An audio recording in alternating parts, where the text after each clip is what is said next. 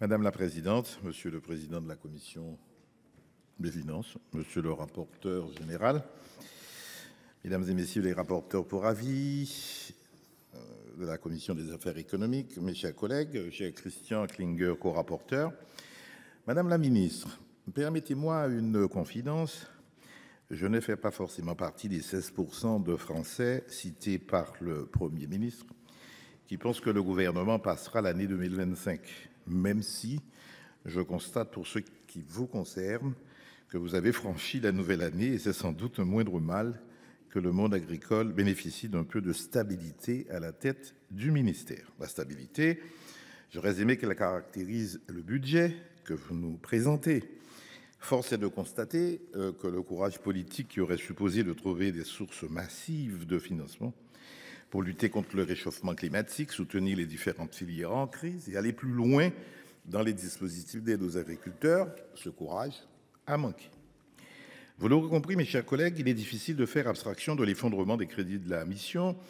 Et je dois dire qu'il y a, selon moi, encore une vraie marge de progression. Les quelques 160 amendements déposés traduisant d'ailleurs bien des insuffisances, j'en soulignerai deux.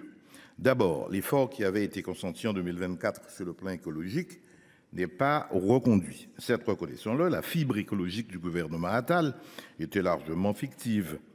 Proposer des crédits que l'on n'a pas est une démarche spécieuse. Mais ce budget 2025 voit les crédits pour la planification écologique fondre aux 2/3. Une fonte encore plus rapide, comme on le disait en commission, que celle des glaces. Comme toujours, lorsque le conservatisme est au pouvoir, c'est l'environnement et donc les générations futures qui trinquent. Je regrette amèrement que 2025 marque le renoncement d'une agriculture faisant le pari de la planification écologique. Comment les agriculteurs pourraient-ils prendre le virage environnemental si nous n'accompagnons pas leur changement de pratique avec volontarisme? Cette diminution importante de plus de 600 millions d'euros doit néanmoins être nuancée puisque, et on doit le dire honnêtement, se trouve finalement dans la lignée des montants exécutés lors des exercices précédents. Davantage que le montant des crédits, je dois dire que c'est leur répartition au sein des programmes qui me pose problème. Le fait, par exemple, de présenter un budget avec 7 sous-actions de l'action 29 affiche une ligne budgétaire nulle, alors même que cela ne correspondrait pas pour partie à l'intention, me dit-on, du gouvernement.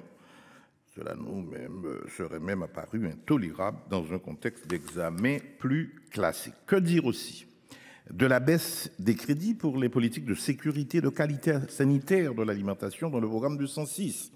30 millions d'euros en moins pour cette politique publique, alors que le contexte sanitaire, vous en conviendrez, est loin d'être optimal.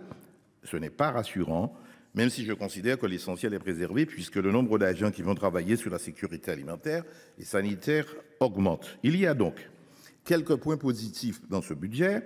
Les crédits budgétaires de l'État consacrés au renouvellement des générations sont sanctuarisés. Si l'on ajoute à cela l'effort consenti au travers des différents dispositifs adoptés en première partie, les articles 18, 19 et 20, pour inverser la tendance sur la transmission des exploitations et sur le renouvellement des générations, même s'il reste une insuffisance sur le montant de la ITA pour 2025 que nous comptons bien lever. Je vois un autre facteur positif, disons-le, dans ce budget, c'est la consolidation de certains dispositifs favorables aux travailleurs. On le sait bien, l'agriculture est un secteur très concurrentiel et si l'on n'adapte pas nos règles, on favorisera une certaine précarisation. L'exonération de certaines charges ou cotisations assure le maintien du volume global des heures salariées dans le secteur agricole, tout en donnant lieu à compensation, à la mutualité sociale agricole. Pour moi, c'est un des moyens de lutter contre le travail illégal et les conséquences qu'il entraîne, en particulier pour des emplois à faible valeur ajoutée. C'est également un point auquel je prête évidemment une attention particulière dans les Outre-mer, car le salariat agricole y joue un rôle central. Je vois donc des avancées dans l'augmentation des crédits de protection sociale du programme 149, mais également dans la hausse des crédits consacrés au fameux TODE du programme 381, qui anticipe les conséquences de mesures très attendues, comme la prise en compte des 25 meilleures années pour le calcul des pensions de retraite et le rehaussement du seuil de dégressivité du dispositif TODE. Évidemment, il y a 15% qui ne seront pas tout à fait éligibles et à la bonne hauteur de pension. Il faudra donc penser à cette frange-là. Alors, vous l'aurez compris, je considère que l'effort de l'État dans ce budget est réel, entre guillemets, que cela n'aurait pas de sens de voter contre ces crédits, faute de mieux.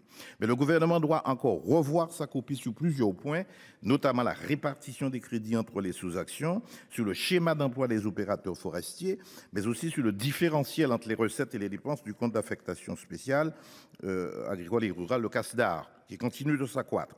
Cela finit par vraiment poser quelques questions, puisque le seul comptable du CASDAR a dépassé les 140 millions d'euros.